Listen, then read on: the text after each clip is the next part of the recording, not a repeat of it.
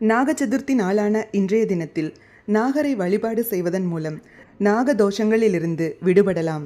நம்முடைய முன்னோர்கள் அவர்களுடைய காலத்தில் ஒரு நாகத்தை துன்புறுத்தி இருந்தாலோ அல்லது அடித்திருந்தாலோ நமக்கு நாகதோஷம் ஏற்படும். இதே போல சில வம்சாவளியினருக்கும் நாகசாபம் இருக்கும். இப்படி ஏதாவது ஒரு ரூபத்தில் நாகதோஷம் ஏற்பட்டுவிட்டால் நம்முடைய வாழ்க்கையில் நடக்க வேண்டிய நல்ல காரியங்கள் தடைப்பட்டு நின்றுவிடும். இந்த தடையை நிவர்த்தி செய்வதற்கு நாக சதுர்த்தி அன்று கோவிலுக்கு சென்று நாகர் சிலைகளுக்கு பாலால் அபிஷேகமும் மஞ்சள் கலந்த நீரிலும் அபிஷேகம் செய்ய வேண்டும். பின் மஞ்சள் குங்குமம் வைத்து கற்பூரமேற்றி மனதார வழிபாடு செய்ய வேண்டும். எங்களுடைய முன்னோர்களோ அல்லது நாங்களோ உங்களுடைய வம்சாவளியினரை ஏதாவது துன்புறுத்தி இருந்தால் அதை மன்னித்து எங்களுடைய குடும்பம் தழைத்தோங்க அருள் புரிய வேண்டும் என்று மனதார வேண்டிக் கொள்ள வேண்டும். இதன் மூலம் நாகதோஷம் நீங்கி வாழ்க்கையில் தடைப்பட்ட நன்மைகள் அனைத்தும் நிறைவேறும். இந்த நாள் சந்தோஷமான நாளாக அமையும்.